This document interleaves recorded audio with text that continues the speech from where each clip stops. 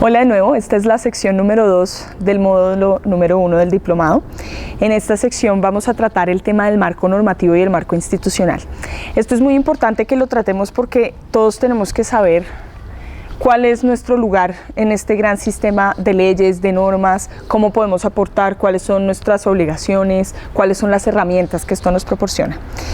En primer lugar, quiero mostrarles este cuadro, que es un poco como alrededor del Ministerio de Cultura como ente rector de la política cultural se han tejido una serie de otras normas que la determinan y que determinan su quehacer.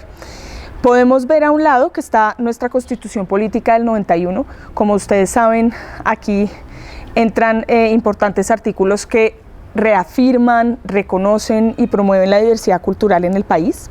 Tenemos al otro lado la Convención de la UNESCO sobre el PCI. Tenemos al siguiente lado nuestra Ley General de la Cultura. Esa ley es adicionada por la Ley 1185 de 2008. Esta ley también la reforma y es aquí donde se incluye el término de patrimonio inmaterial y un poco donde ya se insta al gobierno nacional a su reglamentación. ¿Por qué pasa eso? Porque la Convención de la UNESCO es ratificada ese mismo año. Entonces, en concordancia y en coherencia con esas obligaciones, entra esta Ley 1185. Y a esa Ley 1185 la reglamenta el Decreto 2941 del 2009. Ahora, englobando todo eso también está la política de salvaguardia que también se expide en el 2009. Entonces, eso es lo que tenemos en este cuadrito. Al suscribir y ratificar la convención, Colombia empieza a hacer algo que se llama Estado parte de la convención. Eso quiere decir los diferentes países que han escogido ser parte de esa convención, cumplirla y guiarse por sus lineamientos. Entonces, en este momento el Ministerio de Cultura tiene dos partes. Por un lado, las obligaciones, como ya les había dicho, de la Constitución del 91, de nuestra nueva Constitución Política, es la mayor norma de nuestro país, y por el otro lado, y en paralelo podríamos decir, esa convención. ¿Por qué en paralelo? Porque esos tratados internacionales tienen también una gran importancia a nivel legal, lo que genera que uno tenga que hacer igual obediencia a sus parámetros. Entonces hablemos un poquito de esta Constitución Política y lo que nos compete a nosotros desde el patrimonio inmaterial. El artículo 7, entonces, como ustedes ven, reconoce y protege la diversidad étnica y cultural de la nación colombiana. Eso todos lo sabemos, es un punto supremamente importante para nosotros como país en ese cambio de identidad como nación. Pero tenemos también un artículo que a mí me gusta mucho, que es el 70. Ese habla de la cultura y de la educación. Yo aquí solo tomé la parte de la cultura y, entre otras cosas, ese artículo dice: el Estado reconoce la igualdad y dignidad de todas las que conviven en el país. Y también dice: el Estado promoverá la investigación, la ciencia, el desarrollo y la difusión de valores culturales de la nación. Por último dice: la cultura en sus diversas manifestaciones es fundamento de la nacionalidad. Como ven, es un reconocimiento total a estas diferencias de culturas y para el caso del patrimonio inmaterial es fundamental. Es fundamental porque es desde aquí que comienza un poco esa reivindicación de una serie de historias que antes no estaban contadas en nuestro país y que tienen además esa herramienta legal para respaldarlo. Entonces tengamos eso en mente. Del otro lado, ¿qué encontramos? Nuestra Convención para la Salvaguardia del 2003. Aquí esta convención obliga a los estados partes a hacer una serie de cosas. Ya vimos la convención en la primera sección un poco en su contenido. Acá la traigo a colación porque es importante saber cuáles son nuestras obligaciones como país, como estado, frente a esa convención. La primera es adoptar una política general que propenda por esa salvaguardia. Ya sabemos que en Colombia ya existe y será nuestro próximo tema. Igualmente es designar y crear unos organismos competentes para la salvaguardia de este PCI. En este sentido se crea el Grupo de Patrimonio Inmaterial al interior del Ministerio de Cultura. Esto ocurre en el 2008. Y también se integra esto al Sistema Nacional de Cultura, se crea el Sistema Nacional de Patrimonio, que ahorita vamos para allá, y entonces se empieza a articular toda esta maquinaria para obedecer a los mandatos de esa convención. Igualmente propende a estos estados parte a fomentar estudios, investigaciones y metodologías para la salvaguardia de diferente índole y por último adoptar medidas jurídicas, técnicas, administrativas y financieras para favorecer o crear entidades o instituciones que capaciten o que generen conocimiento y formación acerca de la gestión del PCI. Podríamos decir que en ese último punto, en el marco de esta gran estrategia de generación de capacidades en la que se enmarca este módulo, pues estamos todos aquí involucrados. Y es así como nosotros también, desde todos los niveles, empezamos a participar en la implementación de esta convención. Ahora pasemos un poco a ese marco normativo. Como saben, entonces ya tengan en mente nuestra Constitución del 91, la Convención del 2003 y entonces, ¿qué se deriva de ahí? Lo primero, como les digo, es la suscripción y la ratificación de esa convención, que suceden respectivamente en el 2006 y 2008. A partir de eso, se genera o se más bien modifica y adiciona la Ley General de la Cultura a través de la Ley 1185. Esa es la que nos tenemos que saber, particularmente el artículo 8. Luego de eso, y como ven todo va un poco en concordancia, viene la creación del Grupo PCI en la Dirección del Patrimonio del Ministerio de Cultura. Está también el mismo año la creación del Sistema Nacional de Patrimonio Cultural, ahorita lo vemos más detenidamente. Luego en el 2009 y el 2010 aparecen normas reglamentarias, el decreto 2941 y la resolución 330. Esto nos reglamenta esa ley 1185. Y pues por último, llamo la atención sobre la política de salvaguardia del PCI, que es también en el 2009 y que ocurre un poco de manera paralela. Esto de que todo ocurra de manera paralela es muy importante porque es una gran ventaja para el país. Si tú firmas una convención y, digamos, tienes los órganos que puedan respaldar esas nuevas instituciones que son necesarias y a las cuales te obliga esta convención de la UNESCO, es una gran ventaja porque tú puedes ir creando todo en coherencia no es necesario reformar. Es así como la ley de la cultura se tenía en todo caso que adicionar, se tenía que modificar, entra la ley 1185. Ya había una dirección de patrimonio en el Ministerio de Cultura, se crea el Grupo de Patrimonio Inmaterial. Al mismo tiempo, para responder y para estar preparados a los retos de la implementación de esta convención, entra la política, ¿cierto? Entonces vemos que todo es muy coherente y diría yo muy afortunado para la legislación en nuestro país. Quiero hablarles ahora un poco del Sistema Nacional de Cultura. El Sistema Nacional de Cultura es un grupo de instancias, procesos y espacios, como ustedes lo vieron en su texto, para posibilitar el desarrollo cultural. Eso es básicamente su principio. Tiene como objetivo contribuir a garantizar el acceso a las manifestaciones, a los bienes culturales, a los servicios culturales y sobre todo a promover esta creatividad que gira alrededor de la cultura. Recordemos que aquí no estamos hablando solo de patrimonio, sino realmente de la cultura como algo más amplio. Y tiene como principios la descentralización, la diversidad, la participación y la autonomía. Esto es muy importante en el país, es algo que nos ha ayudado mucho a promover la cultura, como les digo, en su término más amplio.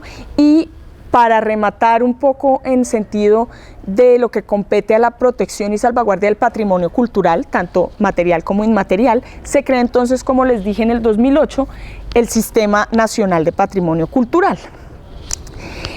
Este sistema ya es un poco más complejo. Es una estructura de competencias para salvaguardar este patrimonio inmaterial y también es la encargada de generar unas instancias de coordinación a nivel nacional y local.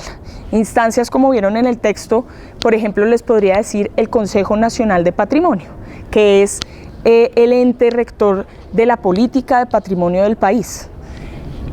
Ese Consejo Nacional de Patrimonio antes se llamaba Consejo de Monumentos. Ahora, luego de la Ley 1185, pasa a ser el Consejo Nacional de Patrimonio para ampliar el rango de su cobertura. La función de este sistema es ser el mediador entre espacios, procesos e instancias orientadas a formular estas estrategias de salvaguardia, de protección, de recuperación, de sostenibilidad y también de divulgación de este PCI. Y esta es la parte interesante, es que está constituido por todas las instancias elementos, también obligaciones que posibilitan esta salvaguardia, posibilitan esta protección, la sostenibilidad, como les dije. ¿Eso qué quiere decir? Ustedes lo vieron en sus textos, es muy interesante porque uno pensaría, no, es un sistema solo en la que está, por ejemplo, los consejos o el Ministerio de Cultura o las Secretarías de Cultura locales. No, realmente, además de esas instituciones, está las obligaciones que uno tiene, tanto como gobierno, como persona, como portador de una manifestación, hacia la salvaguardia, pero también están, por ejemplo, todos los bienes culturales que están inscritos en la lista de bienes de interés cultural de la nación, están todas las manifestaciones que están en la lista representativa de PCI, entonces es algo realmente que engloba todo. Entonces tenemos por un lado el Sistema Nacional de Cultura y por el otro el Sistema Nacional de Patrimonio Cultural, que está incluido en ese Sistema Nacional de Cultura. Me parecía importante hacer esa diferencia.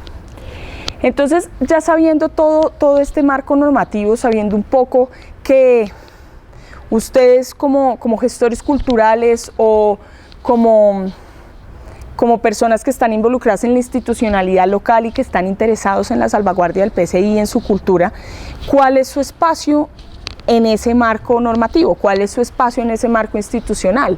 ¿Cómo pueden participar en ello? El primer punto de discusión acá es entonces que Colombia, como Estado parte, como les dije, tiene unas obligaciones y tiene que empezar a generar, por decirlo así, ese campo en donde van a florecer las distintas cosas, ya sea a nivel institucional con normas, ya sea a nivel institucional con la creación de estos distintos consejos, con la promoción de una política pública, pero también cómo vamos a empezar a involucrar a las personas que participen en esa salvaguardia, que se involucren en todo este proceso, que tengan una voz respecto a su cultura, etcétera. Colombia como Estado parte tiene que rendir cuentas a la UNESCO. El Ministerio de Cultura las rindió el año pasado, por ejemplo, eso es cada 5 años, ellos evalúan cómo va esa implementación y es un momento muy interesante también para que desde el gobierno se vea ya qué ha adelantado y qué le falta y cómo va a orientar su política pública. Desde las comunidades también, ¿qué ha pasado? Y este es el segundo punto de discusión, que se ha visto una corresponsabilidad en la salvaguardia, es decir, el Estado colombiano en cuanto a institucionalidad tiene que proporcionar esas herramientas, sino que también se ve la necesidad de empezar, y pues que es una necesidad bastante obvia diría yo, de empezar a incluir a esas manifestaciones portadoras, que ellas tengan una voz, que ellas participen, que ellas generen sus planes, que ellas generen sus estrategias, pero sobre todo también que comprendan la responsabilidad que ellas tienen respecto a su propio patrimonio. Y el tema de la corresponsabilidad es muy importante porque se tiende, y se los digo por experiencia, a pensar que el Estado tiene que dar muchísimas cosas, y es cierto, el Estado tiene un deber, pero nosotros todos como ciudadanos también tenemos unos deberes. Entonces, la invitación acá es más hacia ustedes como gestores culturales, como portadores de manifestaciones, como lo que les digo, como personas que trabajan en distintas instancias a nivel local, cómo pueden aportar ahí, cuál es su responsabilidad en este sistema y cómo pueden usar toda esa maquinaria que ha dispuesto el gobierno para lograr la salvaguardia, en pro de la salvaguardia, en pro del bienestar de su comunidad o de su región o de su sociedad. Es así como entonces llegamos a este último punto de discusión, que es el Estado en las decisiones de la cultura. ¿Qué es lo que pasa acá? Con una serie de normas, con una serie de instancias, los estados siempre tienen que tener unas responsabilidades. Se generan, por ejemplo, estos consejos, el Consejo Nacional de Patrimonio y los consejos departamentales y municipales de patrimonio en algunos casos. Y aquí empezamos a ver, y es una pregunta la verdad que dejo abierta porque no sé la respuesta, ¿quién decide qué es patrimonio? Y es un poco las preguntas de reflexión que ustedes han visto en los distintos módulos, otras que vendrán más adelante, y es, hay manifestaciones más importantes que otras, o qué las define, a pesar de que ya hay unos criterios que define esas manifestaciones, qué puede ser lo que les da su importancia. Hay unas mejores que otras, peores, es por el tamaño, es por la gente que lo hace, es por el riesgo. Eso es una reflexión interesante que los invito a hacer, pero sin lugar a dudas, si hay algo muy importante que pasa en estas decisiones que toma el Estado sobre la cultura, y es esos espacios de participación que cada uno de los diferentes grupos ha creado para integrarse a este sistema, y que ahí entra a discutir con esas decisiones que toma el Estado.